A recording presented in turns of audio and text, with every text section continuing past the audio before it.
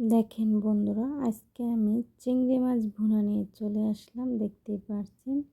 আসসালামু আলাইকুম। Hello everyone, কেমন আছেন সবাই? আমি আলহামদুলিল্লাহ অনেক ভালো আছি। বাজার থেকে চিংড়ি মাছ আনলাম।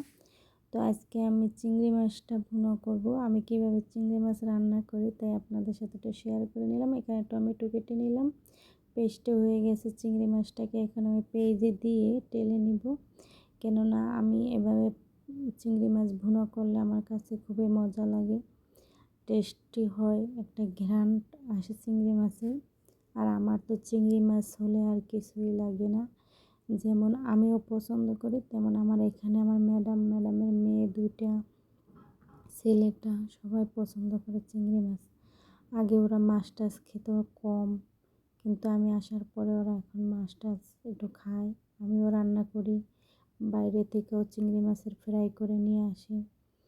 তো দেখেন, এভাবে আমি সব মশলা দিয়ে নিলাম। এখন এটার সাথে চিংড়ি মাছের সাথে মশলাটা সুন্দর করে কষিয়ে নেব।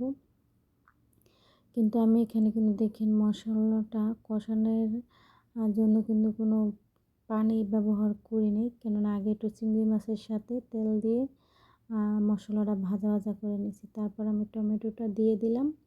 এখন টমেটোটাও একটু 2 মিনিট 3 মিনিট এটার সাথে ভালো করে টেলে নিব। টেলে নিলে মানে টমেটোটাও একটা সেদ্ধ সেদ্ধ ভাব চলে আসবে। তারপরে আমি এখানে পানি অ্যাড করব, এর আগে করব না।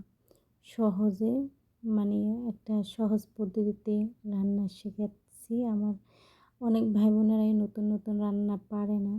তো আমার এই ভিডিওটা দেখেও আপনারা শিখতে পারেন কীভাবে তাড়াতাড়ি রান্না করতে হয়।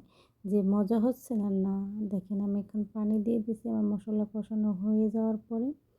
তো দিয়ে এখন আমি ঢেকে দিব। ঢেকে দেওয়ার পরে তারপরে আমি এখন আবার 10 মিনিট পরে আমি চিংড়ি মাছটারে একটু লাড়া দিয়ে দেবো। দেখলাম এখন আমার ধনিয়া পাতা দিয়ে দিলাম, হয়ে গেছে আমার চিংড়ি মাছের ভুনাটা। একবারে মানে করবো না, হালকা হালকা একটু ঝোল রাখবো, বেশি ঝোল খাই না আমরা। তাই যদি দেখেন আমার রান্না কিন্তু শেষ, ধনিয়া পাতা দেওয়া মানে কি রান্না শেষ। আজকের আমার রান্নাটা কেমন হলো আপনারা কিন্তু কমেন্টে বলবেন। দেখছেন রান্না শেষ, আমার রান্না শেষ। এখন আমি আমার ম্যাডাম আসলে খেতে দিব। তো সবাই ভালো থাকবেন, সুস্থ থাকবেন। আল্লাহ হাফেজ।